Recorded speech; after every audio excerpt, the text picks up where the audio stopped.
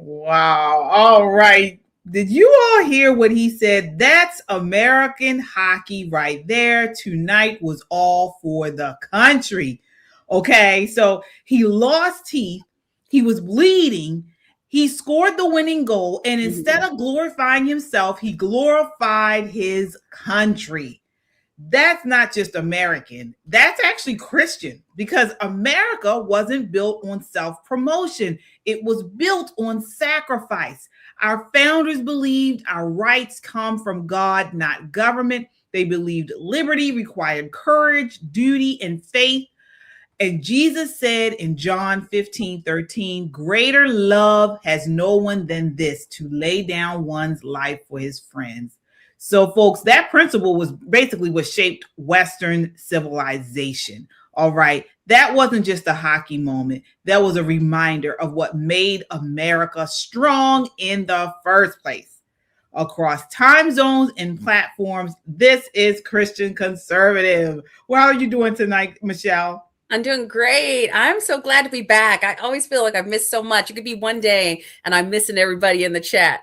Yes, you folks, it feels like we've been gone for forever, but it's just been, we missed one episode, but it does feel like it's been a while. Yeah, it feels that way. I think it's because we've got, just such great people in the audience. We have built this camaraderie. We're so like-minded. So even though we don't get to see everybody physically, just all of the comments and all the love we get, and it's fantastic. And we feel like we're missing our friends. Like I haven't called you guys this week, so I know.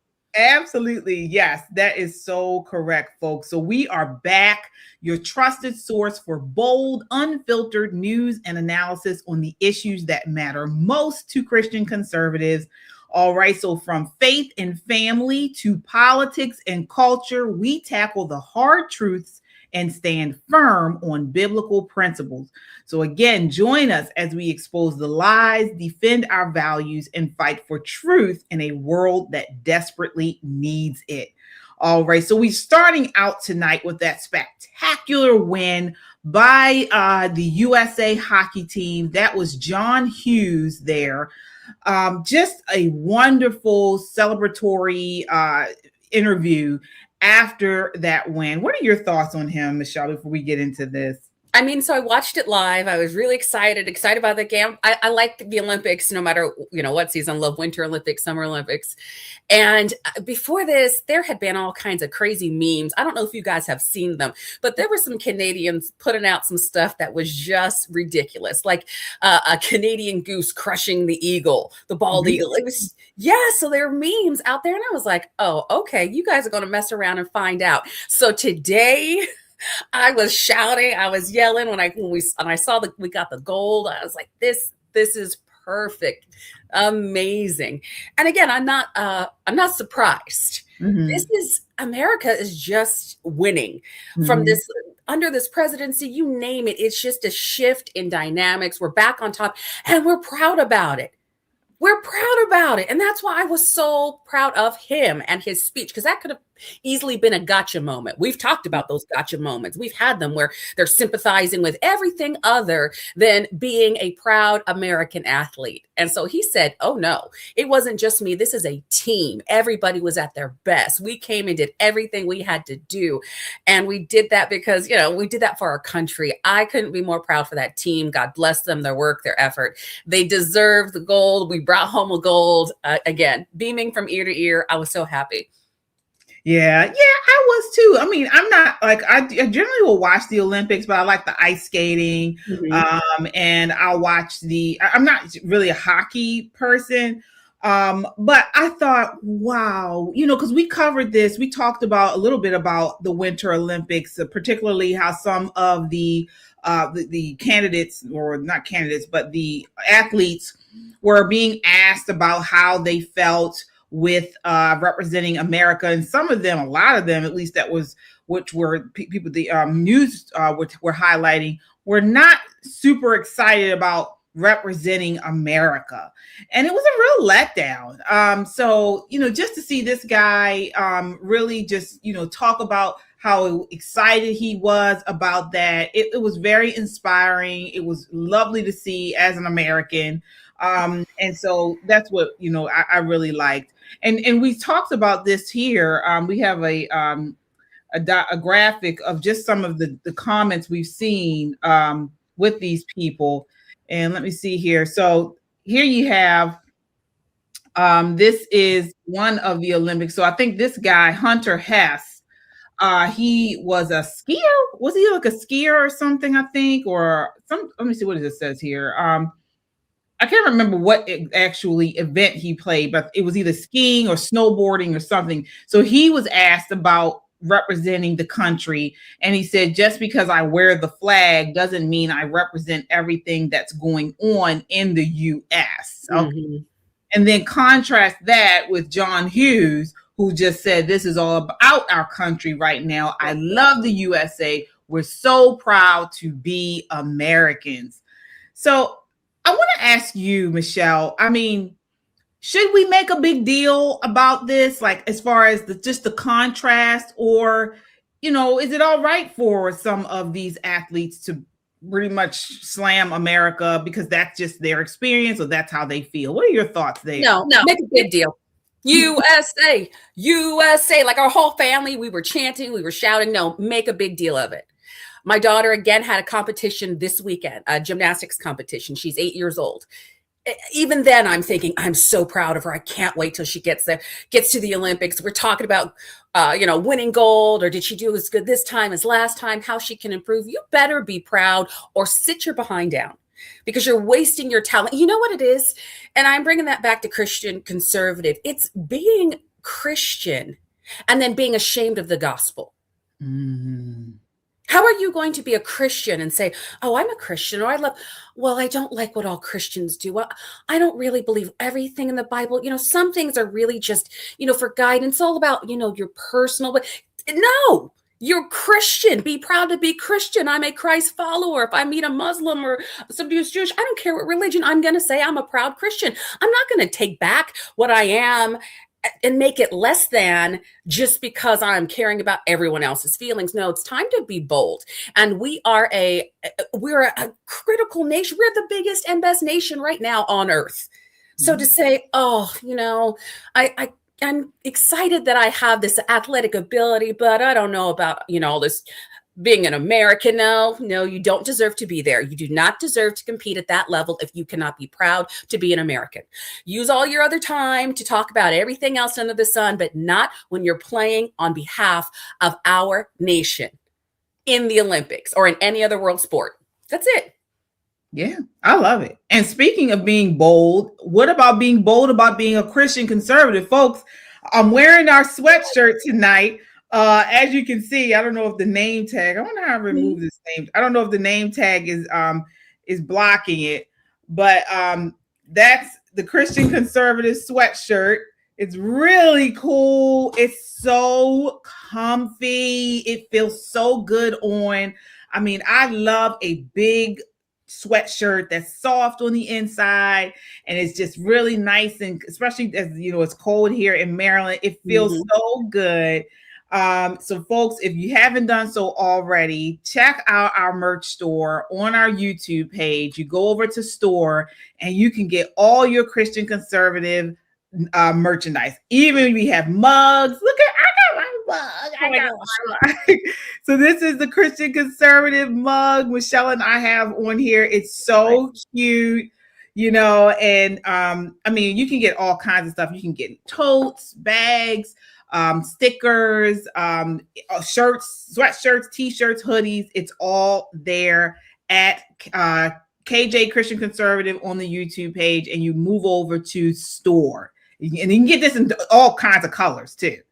So great. I can't wait to get my sweater. I will be ordering it. I wear my shirt out, but the sweater, and I'm going to get my kids the hoodies. They want the hoodies, so that's what we're getting for them to rock their Christian conservative gear. Yeah, it's really cool. I like it. And we wanted to, when we came up with this, we wanted to do things that, you guys would love, with the phrases, and then just really good quality. And so that's what I like about this. It's a really good quality sweatshirt, and you can kind of dress it up or dress it down. Everybody wears sweatshirts or, hoodies nowadays, but it's actually kind of premium. So Definitely check it out. Also, we already have some super chats here. All right, let's see here. We have Kung Fu CJ says, to God be the glory, ladies. Thank you so much, Kung Fu CJ, with your $2 super chat. Actually, folks, check out his YouTube page. Kung Fu CJ has a YouTube page. That's awesome.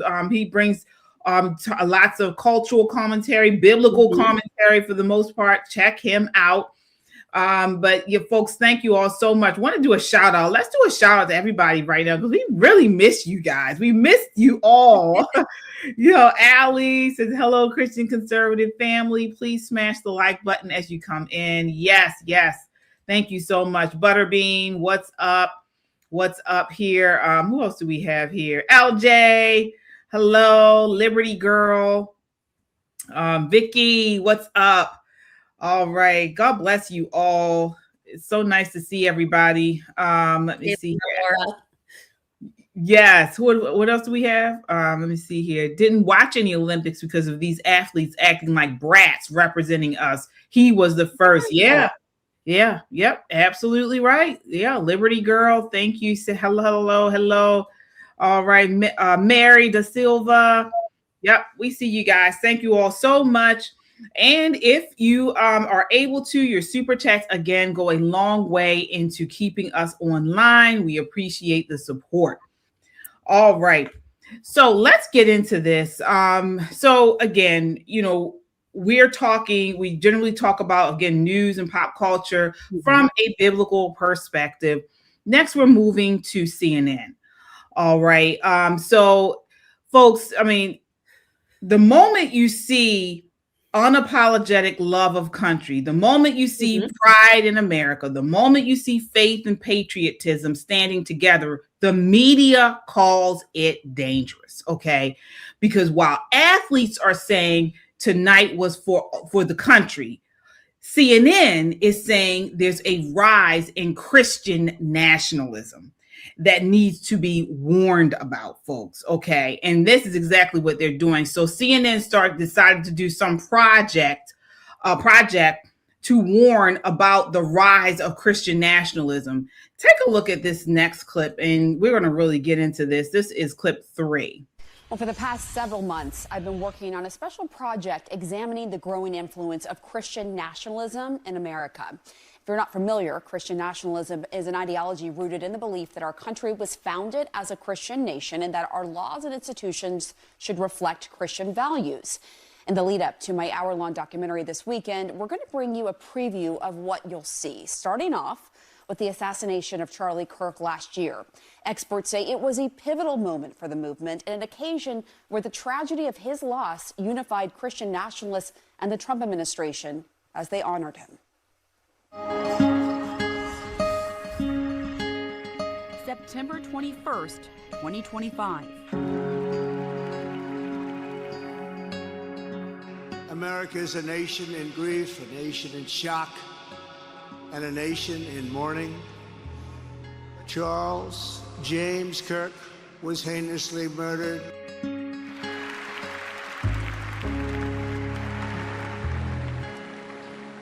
That young man, I forgive him.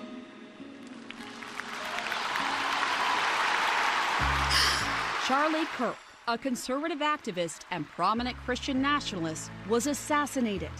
It became a rallying call for those who believed in his message. Our greatest evangelist for American liberty became immortal. And it was a call to action. My charge to all of you, put Christ at the center of your life as he advocated for giving his.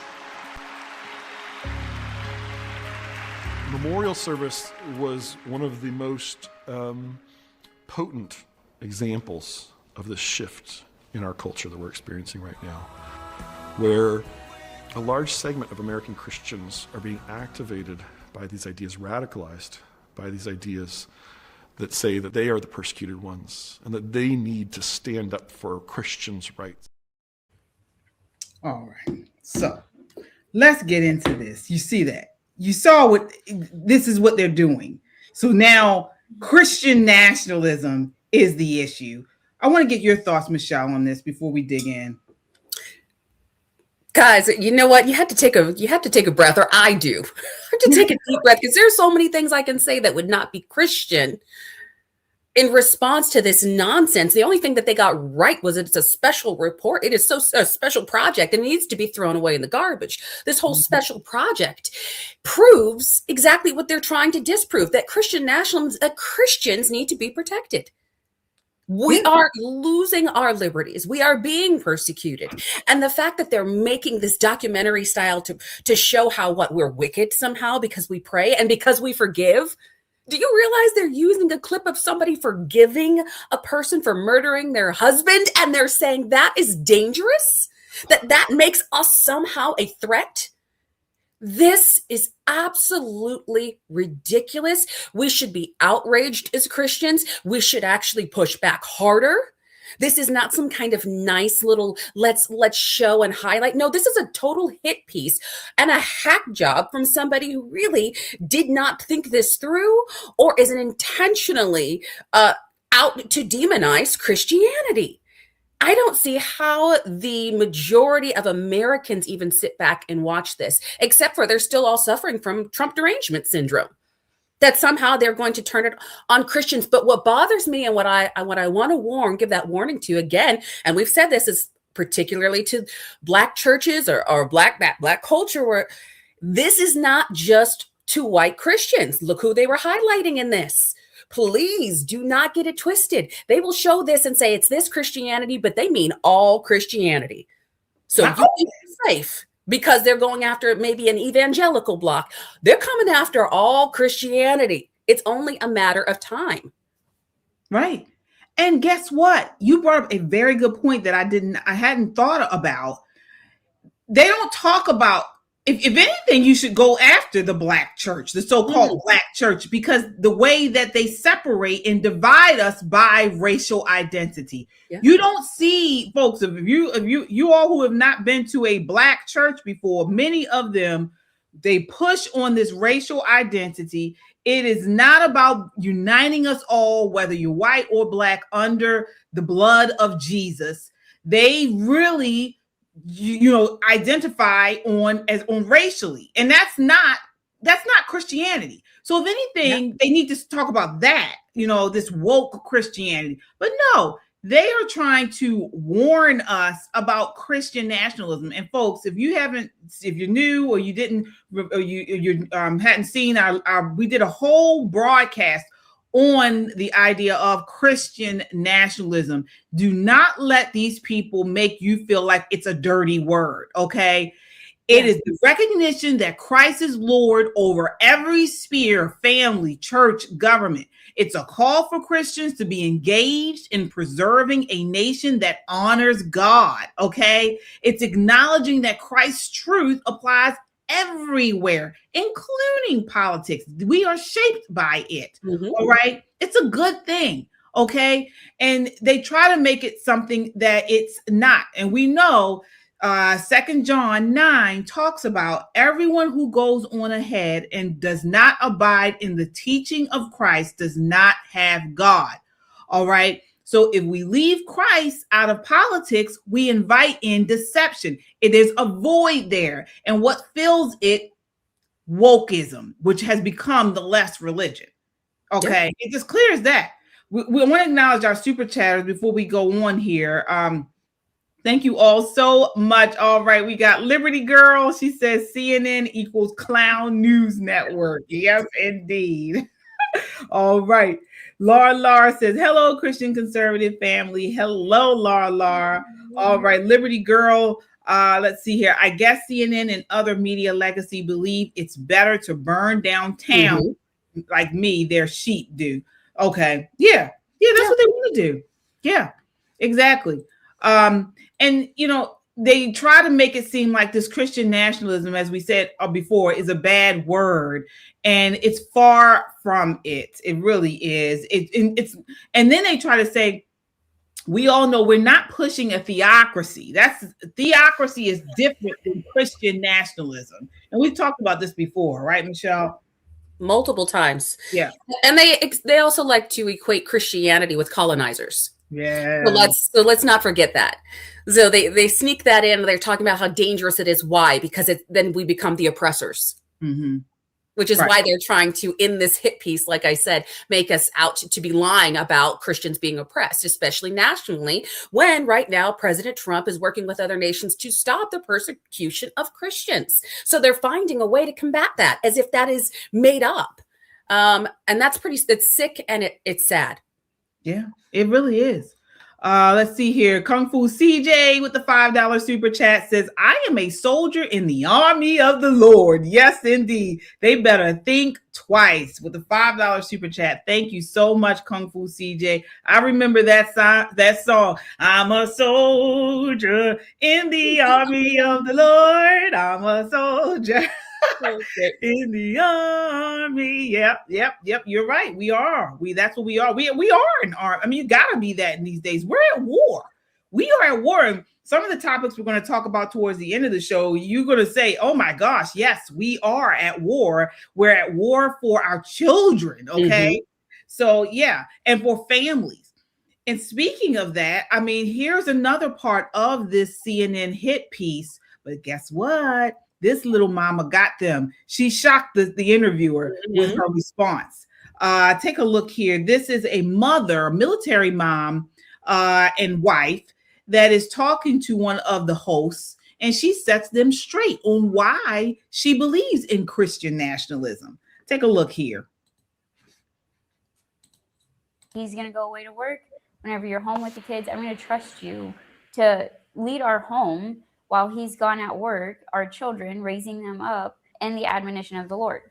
And what has that been like for you, Sierra, as someone who is an authority figure in the military, but is now trying to learn how to be submissive to your husband? Yeah, I had just promoted to captain, crying in my car, and I felt like a piece of me was dying. And I just prayed. I was like, Lord, what is this? Why do I feel so broken? I love my family. My kids are something I could have never imagined for myself. I don't know how to explain it. If you're a mom, you probably understand. How can these two things, how come I can't have both? How can they be so separate? But this is like what made me who I am. And then my kids, on the other hand, are like what is making me who I am becoming. And I love both of them, but I can't have both of them. I learned like this, there was a season that was passing. And it doesn't mean that those things inside of me pass too. How have you managed that transition, and what have the challenges been? All of the military stuff, the medical stuff that I was pursuing, all of these things, these challenges, these hard things that are difficult to accomplish, that I put my effort toward, they have been challenging and they have been rewarding. None of them have even come close to how challenging and rewarding being a wife and a mother is, submitted under Christ. All right. Oh, wow. I thought that was really a very good exchange. And it made me think of you, Michelle. As soon as I saw it, it made me think of what did you think of that interview? I definitely identified with her and her message, and I thought it was wonderful for her. Well done. And she's very calm in that interview. Good for her. Stood her ground. She actually came across as a Proverbs kind of woman, and I appreciated that. And it is challenging. It is hard to be a leader. For me, in politics and other things that I do, I'm seen as the leader, a very strong woman. And then I come home and I've got the kids, the 6 kids. Now there's 4, not 4 left. They're all, I still have all 6, but 4 that are under the age of 18. And then I have my husband, and I do believe he's the head of the household. He would say I'm bossy as if I'm the head of the household, but he's the head.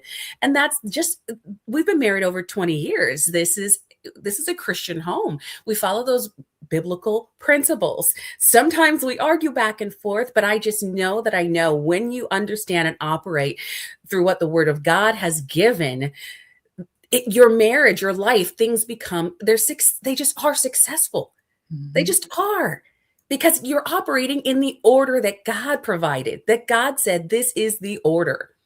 And so, of course, they want to make that look bad too. Because what if they push for the last 20 to 30 years? from abortion to, oh, you're not ready to have a baby yet. Let's just not. Oh, you're not ready to get married. Let's just wait until you're, in your late 30s, 40s. And I don't care when you get married. It's just that man, and especially here, this liberal agenda, this feminism, this Marxist attitude has been pushing more and more for women to be separate, independent, and not follow after God, not want to have families. I just don't understand how we keep our nation going if we don't get married and have children and have successful marriages. We need successful marriages. Yeah. And is having faith in public life, is it extremism? No, it's not. But they try to position it as that is the issue, and if secular progressivism can shape policy, why can't Christianity?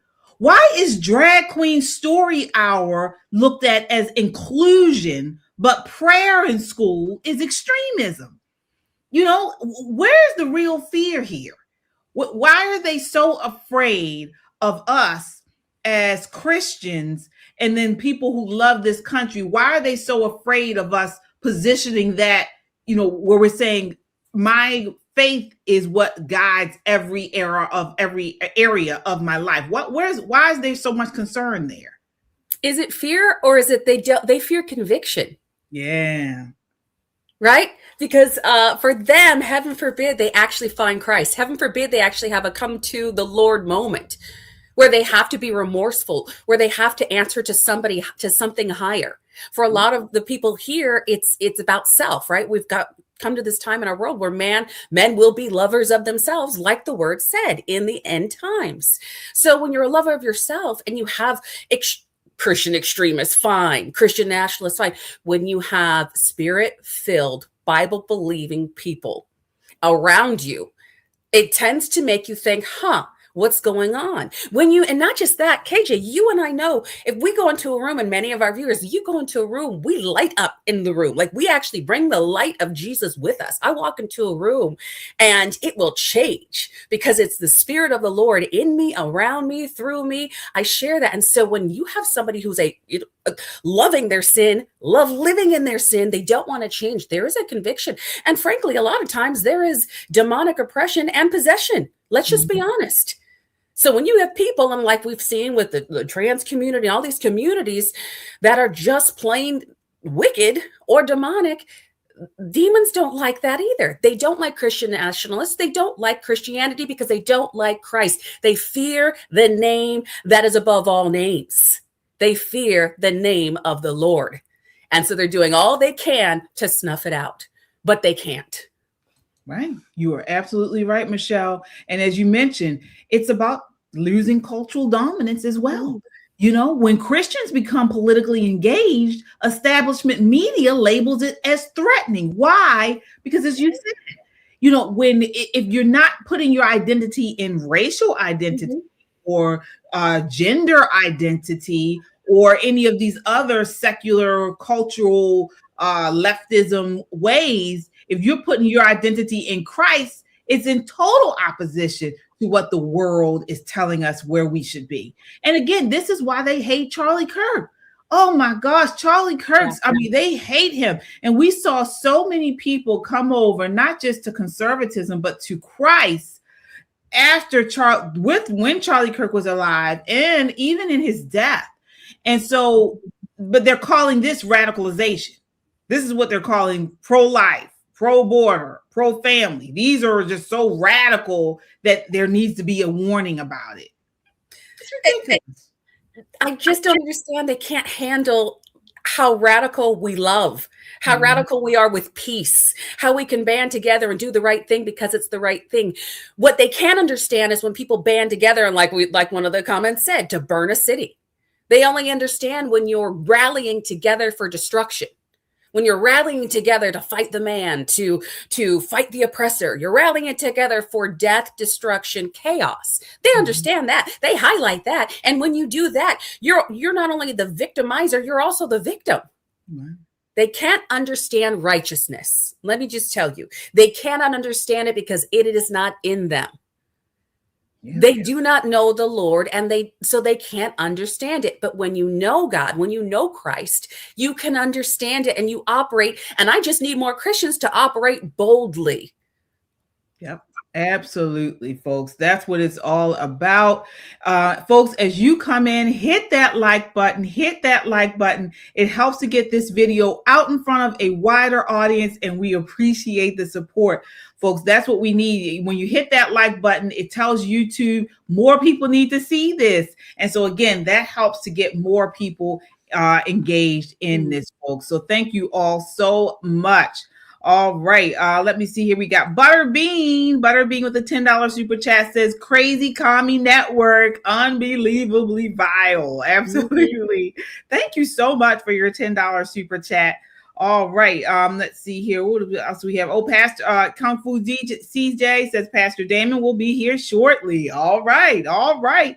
Thank you all so much. Please, again, as you come in, continue to please hit that like button, share this video on your social media, share this in a text message or a DM. And if you haven't done so already, subscribe.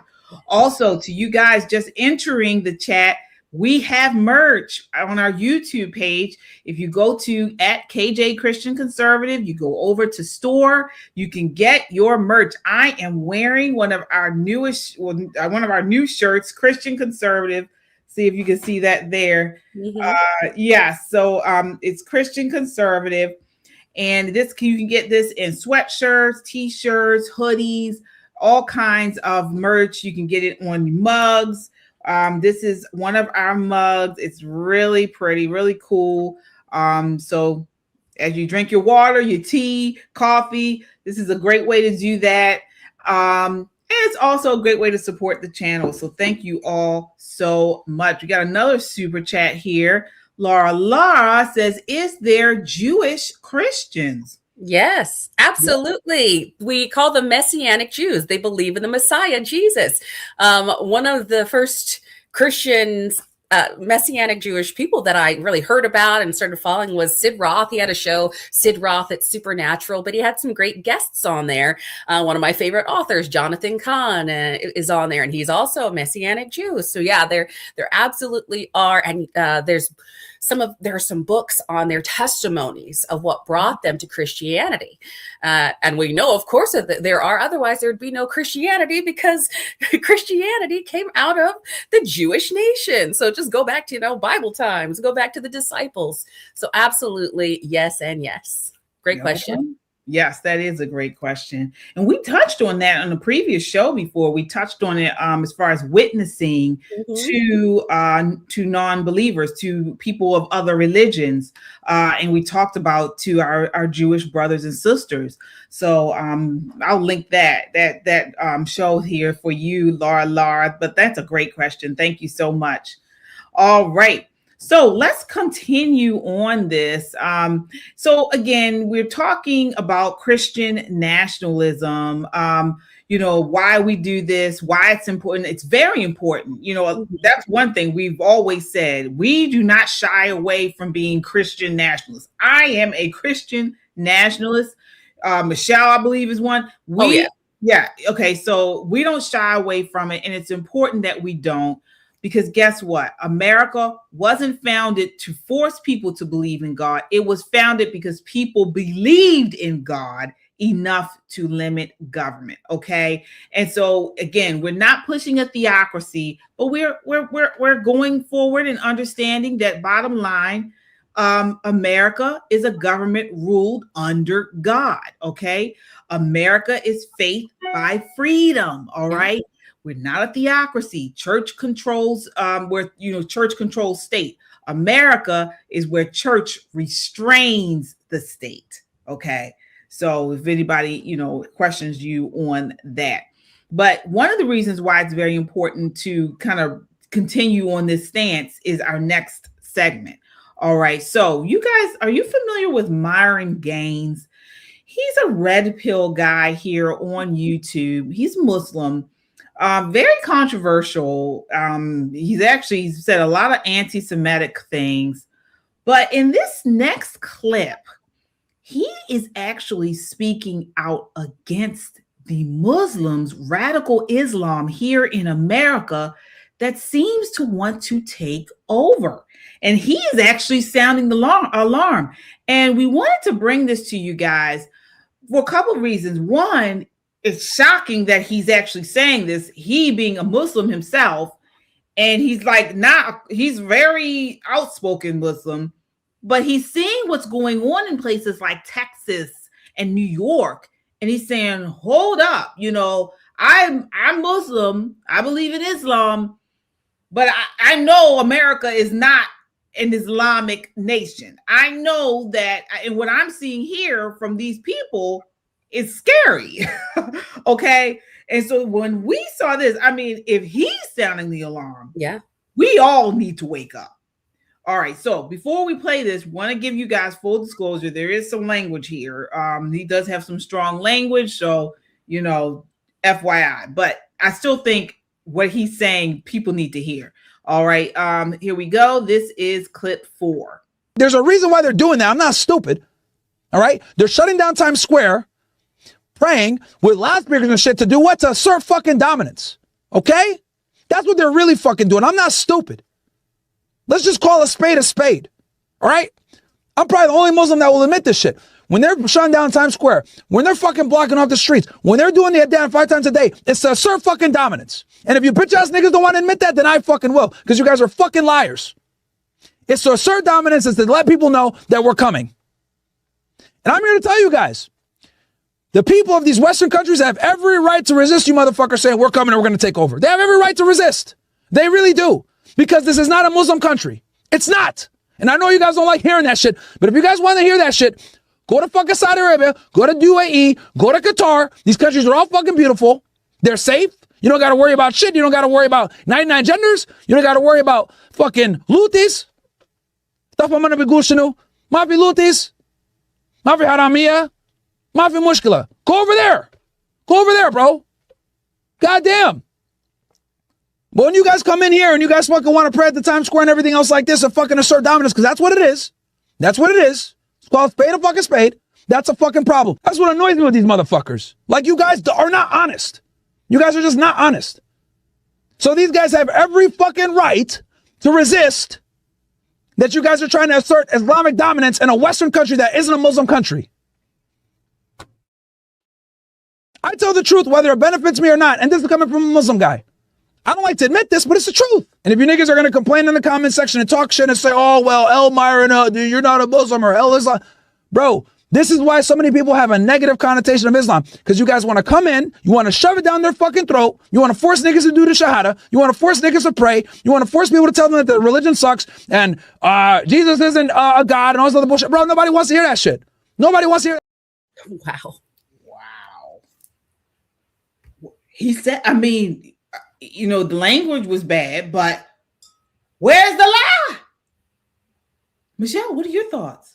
No lies found, and we have been saying it. I have personally been saying it. I know it is not politically correct. Nobody wants me to say that running for politics, but I'm going to say what I say. What I say is that radical Islam was imported. Biden opened up the borders and said, come on in. In fact, it was Biden as vice president when this started to happen. So let's be clear that Obama orchestrated a lot of this.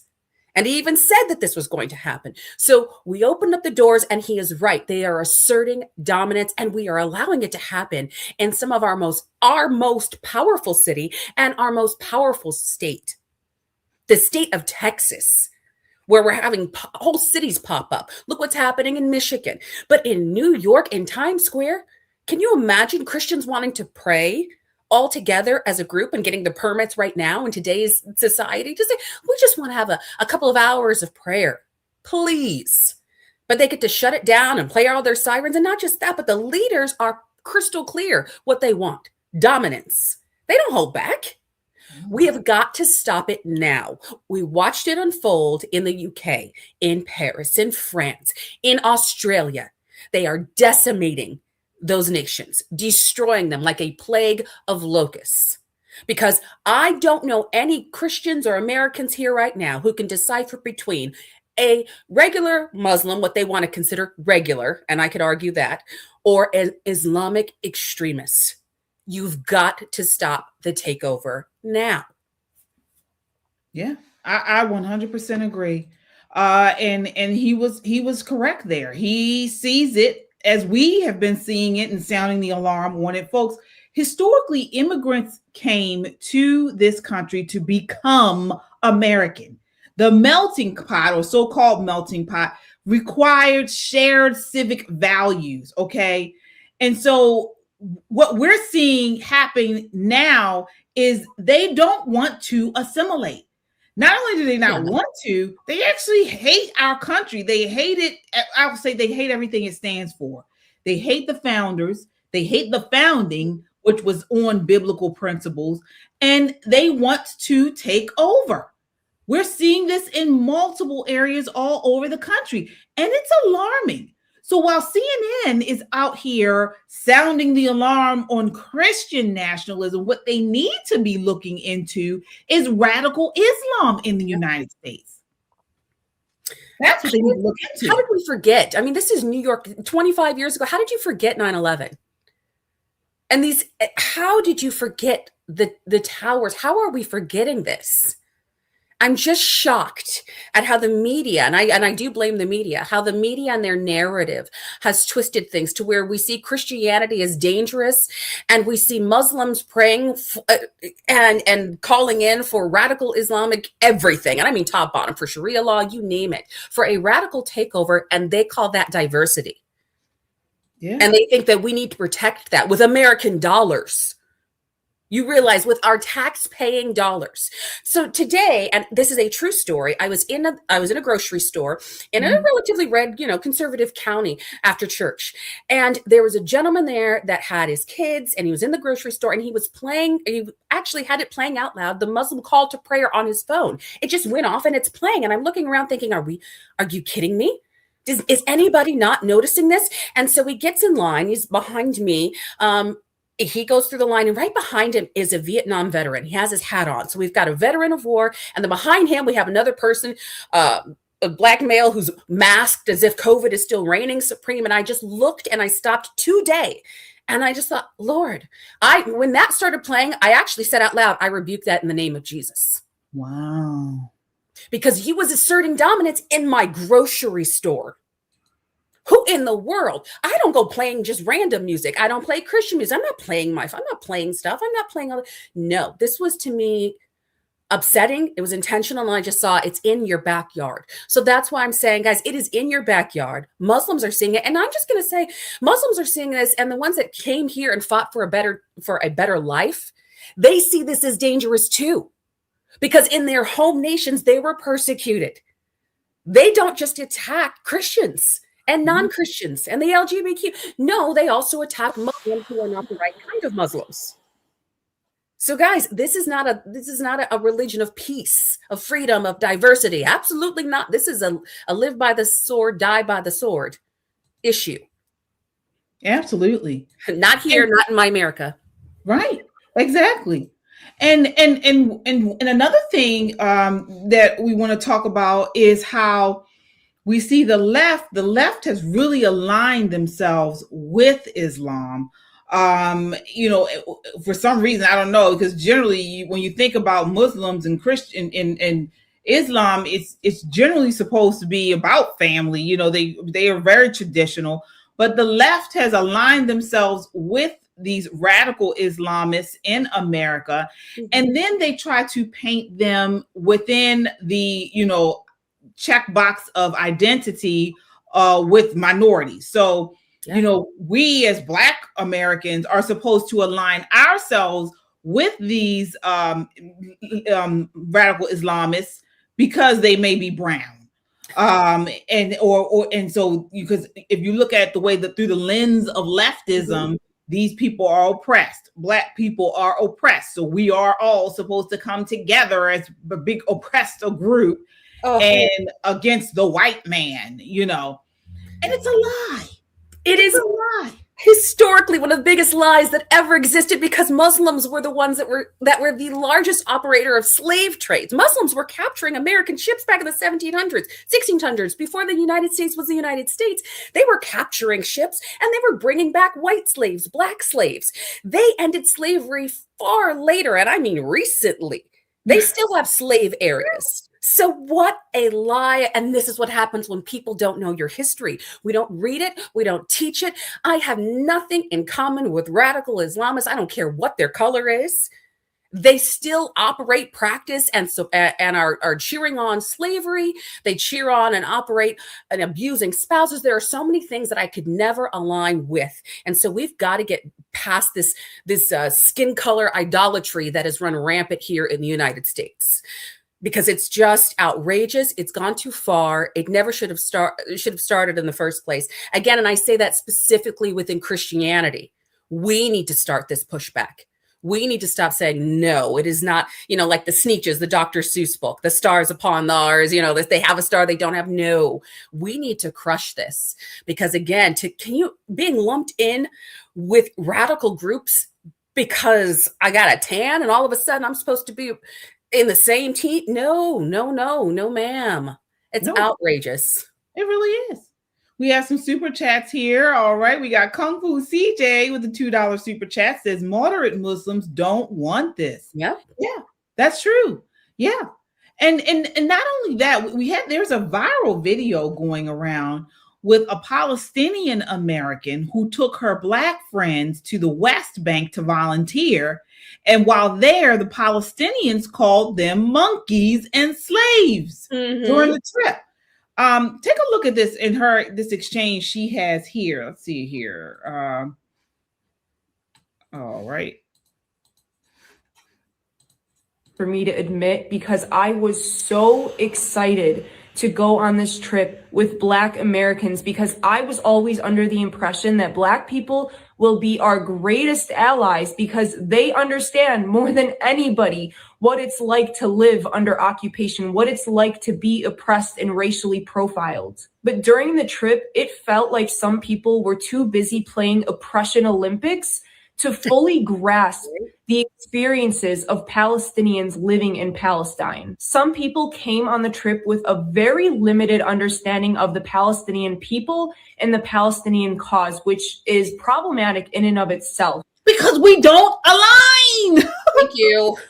We don't align. Just because we may be brown skinned, it does not matter. We do not align. And you all keep trying to put us in this box that we do not belong, and nor do we want to. This is crazy. Here we go. But the most problematic thing was the fact that some people were applying a Western lens of racial dynamics to a place where it does not apply. I am not going to sit here and deny that anti-Blackness exists in every single part of the world.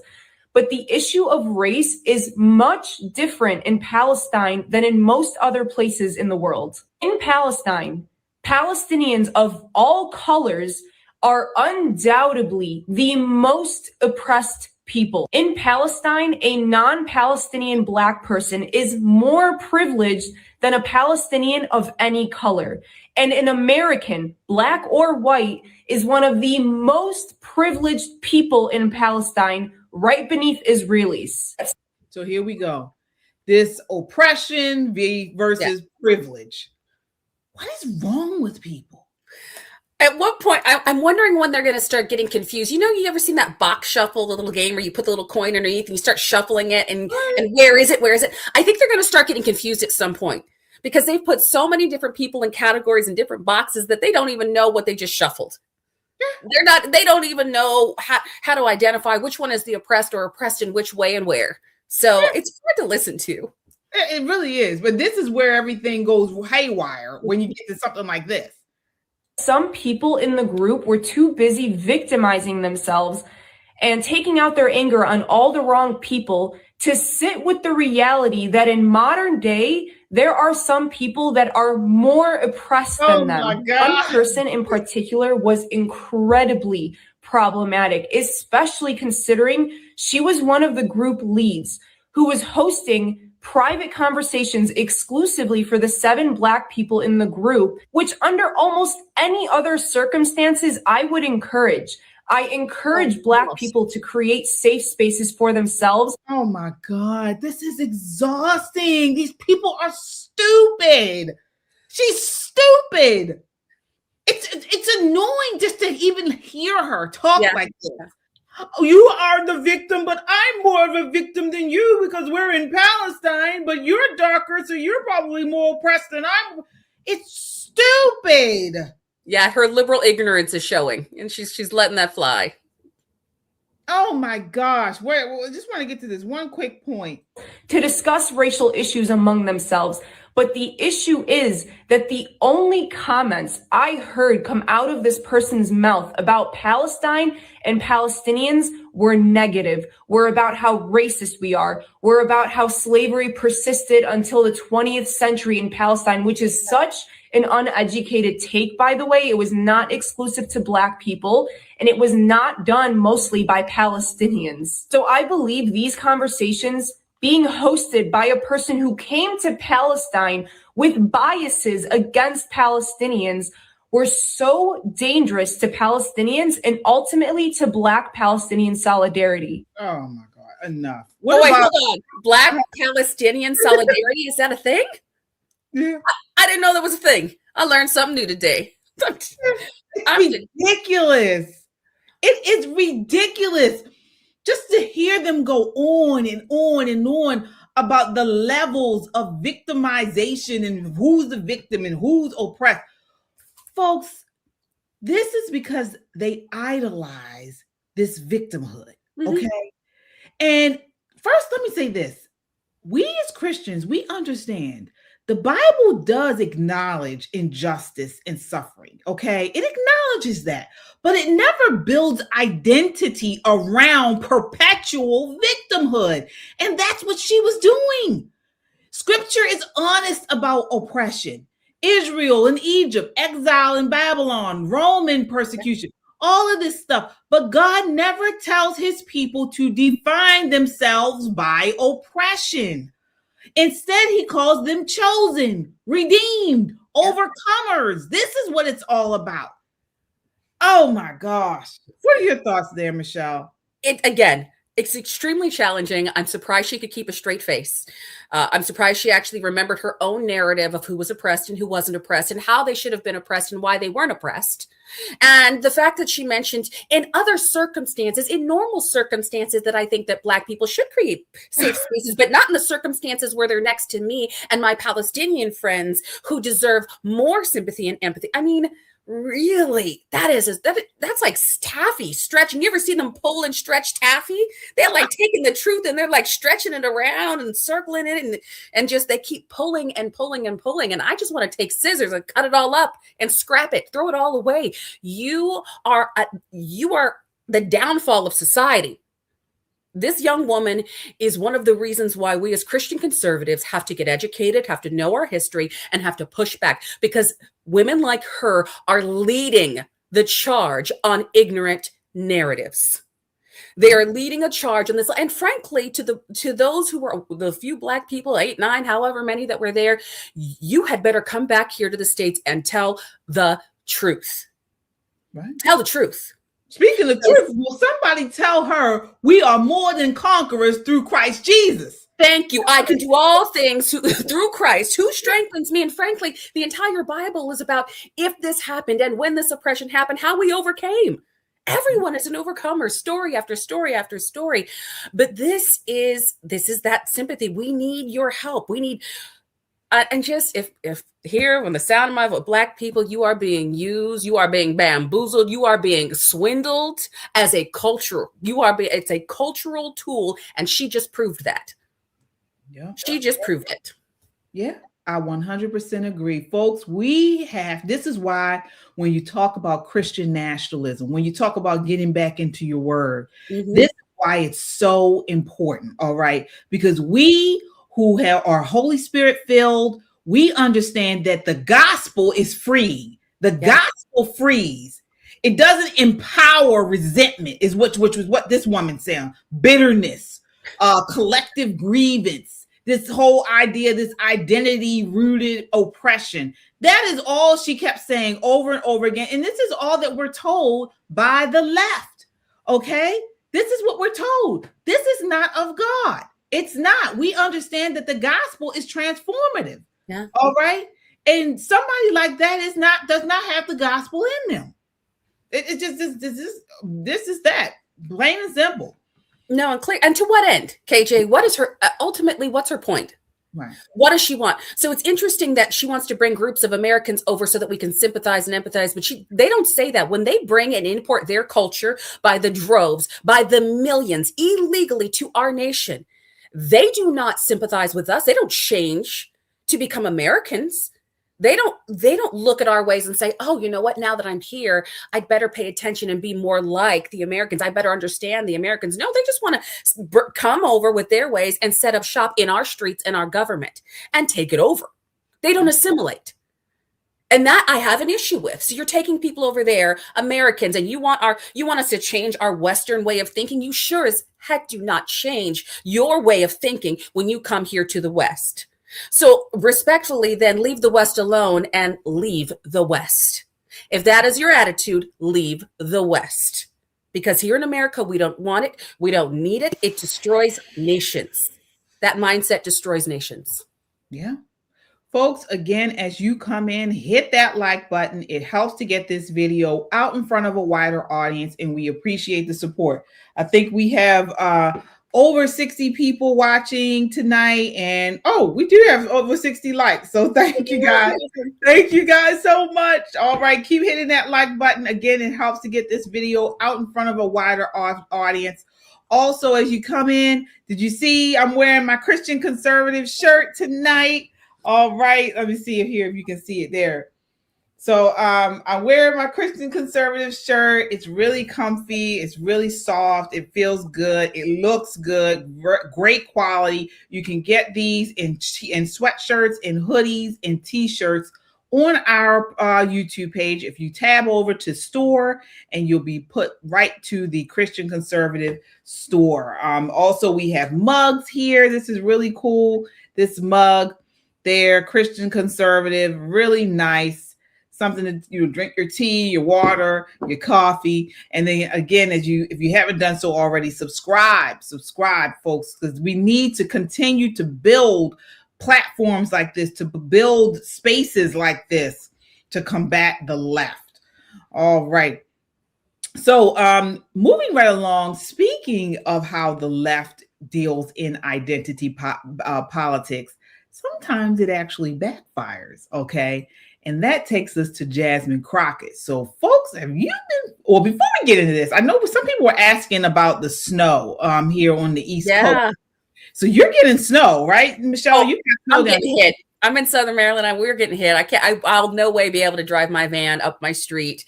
Down here, we are covered. It's really the coastal line that's being hit hardest. So it's still snowing out here where I am, but it's definitely going up. You know, it's going to Delaware, I'm sure New Jersey, New York. You guys are getting a ton of snow. So be safe on the roads. If you don't have to travel, do what they say, stay home. Not everybody knows how to drive in this weather. And frankly, the plows need to be able to get out and do their job. And unfortunately for you in New York, you got Mondani, who doesn't know how to plow the streets. There's still leftover snow from the last snowstorm. So I don't know how you're going to fare. I'm going to pray for you in the name of Jesus. There's snow and poop. Snow and poop. Trash everywhere. Yeah. Oh, dog poop. They were talking about this. Yeah. Poop inside on top of the snow all throughout New York City. Ugh. So now you're going to get 2 feet of snow to cover it all up for who knows how long. So again, oh my God. Don't eat that snow. Don't eat that snow, folks. You get what you vote for. You get what you vote for. Yeah, absolutely. All right. So wanted to get that in because I know I saw a couple comments about, is it snowing here? Yes, it is snowing. Now where I am, it's not snowing too bad, at least last time I checked, but we'll see. All right, so moving right along to Jasmine Crockett. So this is actually a cool story because, as we said, they like to play in identity politics. Well, sometimes it backfires on them. And Jasmine Crockett, she's in the midst of a primary in Texas. She is running for Senate against Texas Democrat James Tallarico. So this is the primary, folks, and it's starting to get nasty. All right, so it's almost like watching Young and the Restless for me. I'm getting my popcorn out, and I'm loving it. But so she is upset about a recent, well, I'll let you guys look. There's a couple things going on here. Take a look here. This is clip 1. The thing that is not normal is for me to be attacked from the left. That is the like new wild card in this scenario.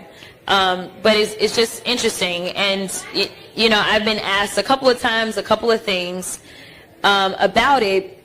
And, you know, I look at this specifically as a civil rights lawyer, and I see when they're sending out ads and they're darkening my skin, and I'm just like, I know what this is, right?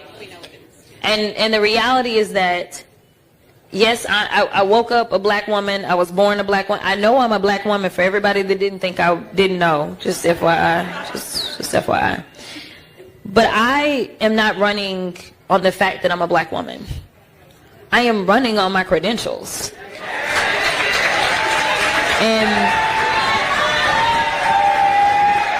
frankly, if no one wants to talk about my credentials or what it is that they are going to do for you, then that should be what's most alarming.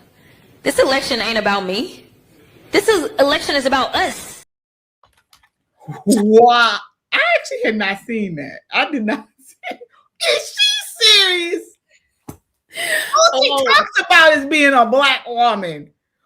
Well, I can't believe it. Michelle, what are your thoughts there? Now, you all know that I can't see her without the theme song of Davy Crockett. So here we go, another chronicle of crazy, crazy Crockett. Her entire, all of her credentials, every credential I've ever heard out of her own mouth has been about her being a black woman. In fact, that was one of the more well-spoken interviews she's done, because usually she's not only a black woman, but she's a fictitious version of herself as a black woman. She actually plays a caricature of a black woman when she's out on the path. It's cackling girl, you know, don't you know? She says the most ridiculous things. She puts on a fake ghetto accent when she goes out everywhere she goes. We're going to forget the Hot Wheels comment she made about the governor. Are we just going to forget that on the biggest platforms, she makes a fool of herself? And it's all about, you can't say anything to me unless you're a black woman, unless you've been through what I've been through.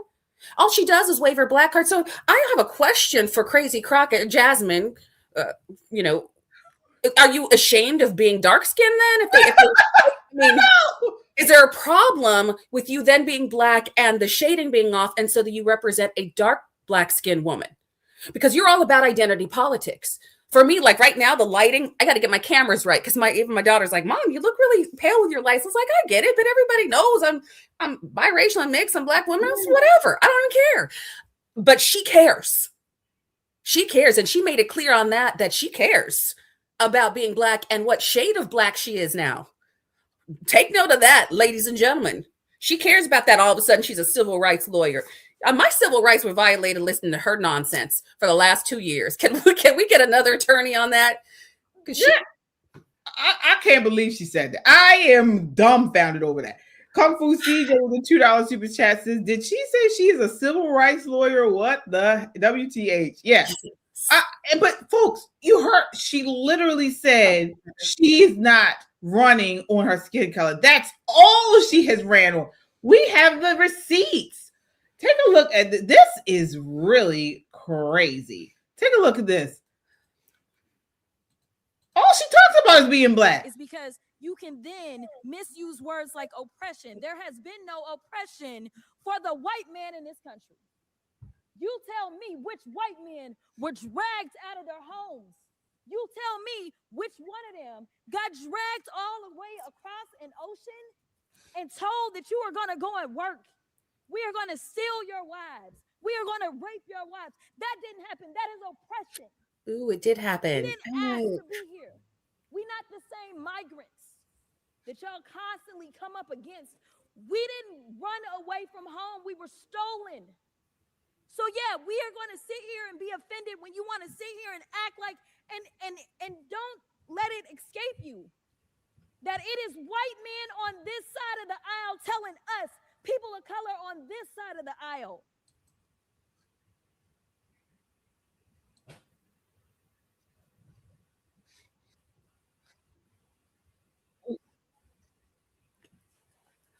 I know we have more clips. And ladies and gentlemen, she's wrong, by the way, historically inaccurate. And I already said it in our podcast. Now, historically inaccurate. White people were absolutely slaves, and in fact, she probably doesn't realize that there was the landmark case that allowed slaves to be slaves for their entire lives was brought up by a black slave owner. So she just again, and she's an attorney. That's not going to age well. She probably needs to go back and rethink some of the things that she says. Yeah, but that's what I'm talking about. She always talks in racial terms. She looks at everything through a racial lens. So for her to say she's not running a race because she's a black woman is entirely false. Here she is again. This is talking about she's a black woman. I'm here to tell you that I got into this race knowing that on the day that I decided that I woke up as a black woman.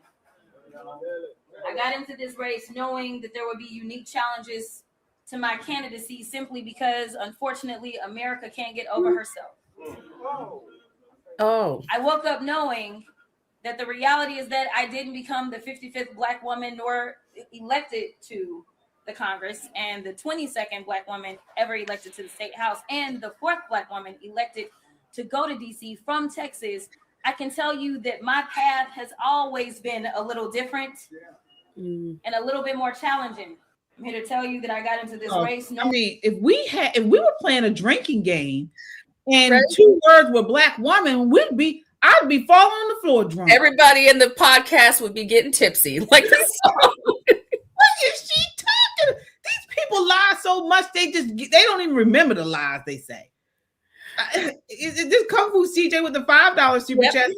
Anthony Johnson would disagree because he had 2 white slaves. Thank you so much. That's who I was referring to. So it's really his case that made it so that slaves could be slaves forever, essentially. And if you want to argue that other white slave owners, saw this landmark case and then said, yes, this is great, you're onto something, so be it. But again, this is historical ignorance. This is playing to a base. She knows when to say these things and she knows when not to, right? She has become an excellent politician. And by excellent, I mean a really good liar, but not a great legislator, unfortunately, for the United States, unfortunately for all of us. And she's just insufferable. Frankly, she's insufferable.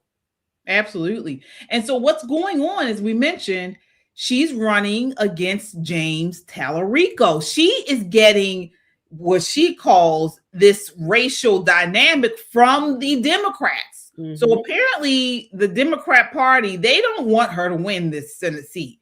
They are all really like the establishment is rooting for James Tallarico. Well, unfortunately, for them, because they play in identity politics, and they tell us how the white man is the oppressor, the black people are the oppressed. James Tallarico is white.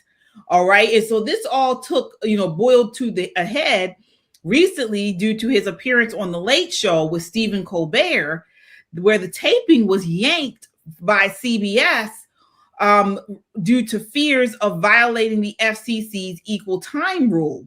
So this rule requires broadcasters to offer equal airtime to opposing candidates in the Texas Democratic Senate primary. Of course, we say it's Tallarico versus Jasmine Crockett. Colbert blamed it on Trump, saying that he calling it censorship because CBS pushed back, saying they just flagged legal risk and offered alternatives. So they're saying, President Trump wanted to remove Tallarico from there, but no, this was due to I guess it was due to them saying they pulled it because they needed equal time, meaning you need to allow Jasmine Crockett to come on if they don't want Tallarico, and Tallarico did try to blame it. He doesn't want her to come on because he's running in this race. Am I making it clear, Michelle? Absolutely. You don't want to give equal time to somebody whose time is it might actually hurt you. So what he was hoping for is that he would get the airtime great, and a lot of and not everybody has the same, regulations. You can get away with it in different states in different ways, and we know that some people get different airtime, or they don't talk about politics as long as they're on and they're doing something else. But yeah, they don't want her on. They don't want to give her that airtime, and they would be forced to give her that airtime. It's probably better just to pull it. How funny that, again, let me just remind you that the left will devour itself. Evil will devour evil. Wicked, it just is always the case that they will tear each other apart and decide who's the bigger victim, who's the better villain. It's really interesting to watch this play out right now. Yeah, it really is. Folks, as you come in, hit that like button, please. It helps to get this video out in front of a wider audience, and we appreciate the support. We got one more segment for you tonight, and this one is a doozy. Oh my gosh, talking about the left. So have you all been following this Minnesota state rep who's a transgender, Leigh Finke, opposes age verification laws for adult sites because he thinks it can be educational for kids to access it. This is sick, folks, but this is the left. Take a look here. This is clip 2. You mentioned the Paxton case. And the AGs in many states are very clear about that. They're almost jubilant about being able to use these laws to ban young people from accessing content that could be educational if they are queer. And you're a principal, you have LGBT students in your school, and we also know that they're not receiving sex education for queer kids. We know that prurient interest could be, for many people, the very existence of transgender kids. More and more people are saying there simply are no transgender kids. Wow. All right. So you all understand what he's saying. He's saying that these kids, underage kids, he's advocating for them to have access to pornography. Michelle, what are your thoughts here? As instructions. Right. As instructions for queer sex. Like, at what point in this planet did we ever think these were okay discussions to have? And we warned people over and over. Parents tried to warn people like that. There was a slippery slope that we were already in, and we allowed these books to come into our school. So it's not illogical that something like this person would say this, like something like this would happen.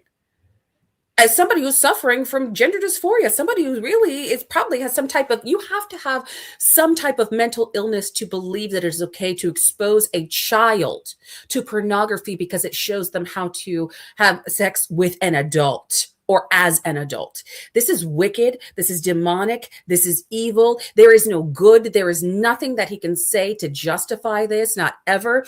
And I mean, in here, so we're playing this, but here in Maryland, we actually had a landmark win in the Supreme Court with Montgomery County schools. And just 2 days ago in Montgomery County, a judge ordered Montgomery County School Board of Education to pay $1.5 million to parents who sued the school system in 2023 because they objected to the use of LGBTQ storybooks. So the Supreme Court and local judges are now finally starting to say, hey, there is a line. There's a fine line, and parents are actually winning because we stood up. But this is just evil. They are after our children. It's always been about the kids. Frankly, even the conquering of our nation from within, it's about the kids. It's about either aborting them and not having them and brainwashing them, having teachers in charge of children over parents. There is an entire system in place. You may not like it, but the school systems are in place, and they have sometimes and often more time with your kids in their growing up years and their formative years than parents ever do, especially working parents.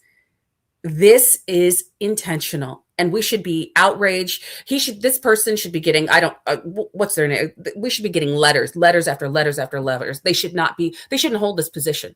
It's outrageous. They should not hold that position at all. Yeah. I 100% agree. And as you mentioned, as the Supreme Court found, folks, parents should be the last. They should be not just the last, but the only place where children get this type of instruction. Okay, parents have the primary authority over a child's moral and sexual formation, not government officials. And look, we're not pulling this from thin air. It's in the Bible. Yep. Deuteronomy 6:6-7 says parents are commanded to teach their children diligently. Ephesians 6:4, fathers are instructed to raise children in the discipline and instruction of the Lord. Okay, but guess what? This was the ultimate end to us saying that same-sex attraction is equal and right to heterosexuals, to men and women. Okay, because when you do that, when you legitimize these fringe, this alternative lifestyles, all right, then they can teach this type of stuff in school. Mm-hmm. So this was automatically going to be happen. If they're saying we have the rights, we're just as correct, and we're just as right as a man and a woman versus a man, two men or two women lying with one another is right and the same as a man and a woman lying with one another. Then why not teach it in the school? This is where we're going. This is what it was. This is an ultimate end to that thinking. Love is not love. Okay? It's not the same. I love my pet. It's not the same thing as loving my husband. All right? My love for my sister is not the same thing as love for my boyfriend. Oh, it's not. Love is not love. It's stupid. That was the most stupid saying I ever heard in my life. And so, we have to differentiate some stuff. We shouldn't have gotten to that point with this conversation, because his conversation was twofold. One, he was talking about a queer sex. That's a whole, and then we're talking about pornography. There are three categories that happen in this. There's this queer thing going on over here. Then there's sexual immorality, which is one of the two things one of the only things that the Bible says is the worst, is that what to avoid is sexual immorality. And so we're talking about that because we know we have an epidemic of addiction to pornography. So in any case, we should be doing things to say, hey, I understand adult or adult, but from a Christian perspective, we should never be promoting pornography, because it sets up these false ideals for what that relationship should look like. And it's hurting our young men, it's hurting our young women, it's hurting relationships. There's too many studies that we don't even have time to talk about of how it is destroying existing relationships and preventing them from existing in the first place because of this pornography industry. So then we have that. Now we bring in children. You brought in children into a discussion where children at all times must and should be protected from seeing any kind of content like that. We have rules on the books for a reason to protect children. And this is, for me, somebody needs to send him Matthew 18:6, because it is better for him to have a millstone tied around his neck and thrown into the sea than to cause these little ones to fall away from God. This is intentionally causing children to fail. This is intentionally causing damage. This is intent to harm. And I am just this is pedophilia. And the fact that we can say that, the fact that he can say that in the midst of everything that we know is going on with all the Epstein files and everything, to say, oh, well, we need to have children. We need to let them have access because it's a teaching method, a teaching mechanism. What? It's sick on every single way that you look at it. It's disturbing and it's disgusting. Ladies and gentlemen, protect your children at all costs. Oh, yeah. Protect your kids at all costs. And it shouldn't be controversial. Protecting children shouldn't be controversial. If we can verify age for a lottery ticket, we can verify age for explicit content. But the real question is, they don't want to protect children, folks. They don't want to. We are moving into a society where they want to look at children the same way they look at adults. Mhm. This is why they want to get rid of the idea of parental guidance and the whole they continue to try to sexualize our children, younger and younger ages. The lower and lower, they want to they want to have sex with children. I mean, that's what it is, unfortunately. That's what, when you start to introduce these concepts to children, this is exactly what you're doing. It brings me back to, I'm about to just go old school. If you want to, keep your hands off our kids, if you want to keep your hands. And I mean that literally, physically. You better think of the John Wick, whatever movie you've ever seen. Keep your hands off of these children. And where's the outrage for them? Where is the outrage for these kids that are being harmed irrevocably? And they're coming after, and what's interesting is they try to put this, again, they like to look at it through a lens of race and ethnicity and the most ridiculous things to justify perversion. This is perversion. Keep your hands off of them. Oh, be careful, little eyes. They don't need to see that. They have enough going on in this world. It's dangerous enough just to have to compare yourself to other people. We have this, we're having right now, we're seeing this battle play out with Facebook. We're seeing Facebook and Instagram in court because of their algorithms, just because of how addicting it is and how damaging it is to children. So then we're going to add in something like pornography? I just don't see I don't see how this ends if there aren't enough of us, if there aren't enough groups, organizations, the Moms for Liberties, the ones that speak out for children and against monsters and against this type of tactic.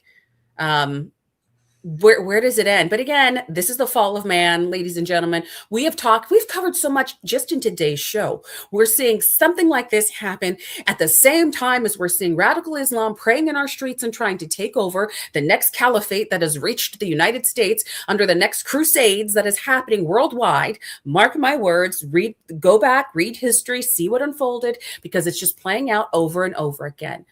These are our last days and last opportunities to set this world straight, to set it on fire for Christ, but at the very least to speak the truth and not be afraid to do it.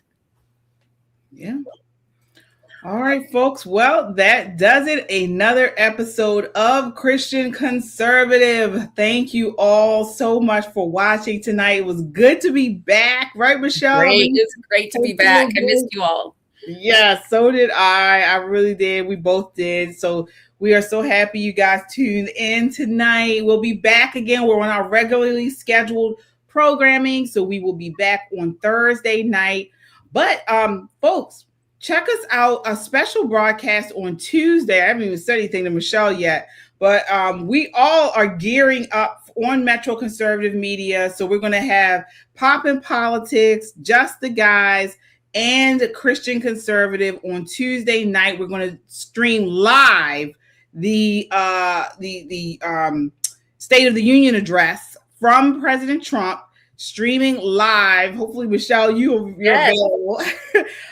So we're all going to come together and give our commentary. You can watch it with us right here on Christian Conservative, on Poppin' Politics, on Just the Guys. You can watch with us and then we can react live. Okay, so this is going to be fun. This is going to be fun, folks. So we can give all of our live reaction as we watch this. Also, I don't know if you guys heard, Abigail Spanberger is doing the reaction to the State of the Union. So the reaction from the Democrats. So we can, do that as well. But yes, folks, you can watch with us as we watch it together. So this is going to be a treat. All right. And you know what? I think, and before we even watch it, I want to say, and I want to get your thoughts on this, Michelle. One thing that I'm looking for is and I'm hoping President Trump talks about how, in my opinion, he has been one of the most faith-based presidents of our lifetime.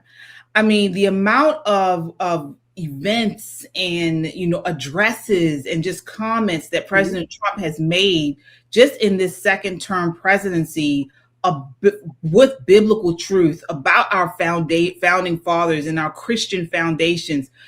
I mean, I think it's tremendous. And so I'm hoping that he talks a little bit about that in this State of the Union address. Is there anything you're looking forward to him talking about, Michelle? I mean, you're right, KJ. He is one of the just prolific pro-Christian presidents, especially for the modern era, right? Mm-hmm. Especially in not just for the last 3-4 generations. Outspoken and world-changing in protecting the faith. So I hope he touches on that.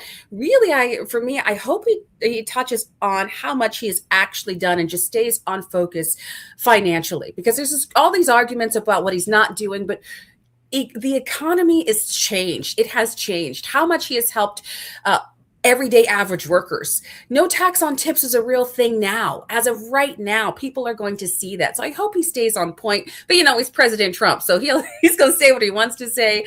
All I want to see is a level-headed president that says, look, I'm doing exactly what you asked me to do. I'm going to protect you. I'm going to give you back your money. I'm going to make sure that your families are going to be here and successful. I mean, talk about Trump bucks. Talk about how he's giving money to the babies that are born under his presidency. The $1,000. I don't know if any of you guys out there having babies. I sure would sign up for that if I were having, 6 more kids.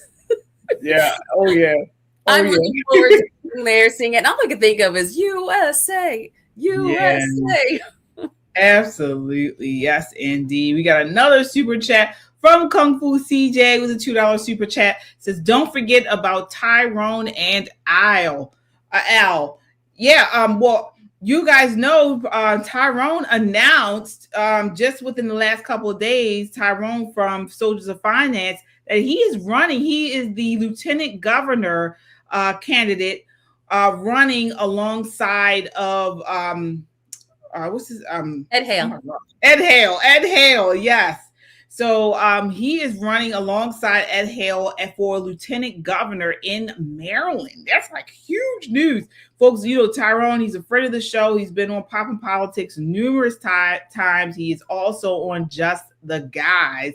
So we will be following that campaign. This is going to be a crazy race, but it's cool to find out that he is running. So we will definitely continue to follow that. All right. Well, that does it for us tonight. Again, we will be back on Thursday, but before then, you can catch us on, actually, we'll be back on Tuesday. We'll be right here back on Tuesday night. So check us out. Should be around 9 p.m. But if you hit the notification bell, you will know when we go live. All right. If you were blessed by this conversation, make sure to hit that like button and subscribe. We are here to stand on truth, speak life, and fight for faith and family. Until next time, keep your eyes on Christ, your heart rooted in truth, and your voice unshaken. God bless.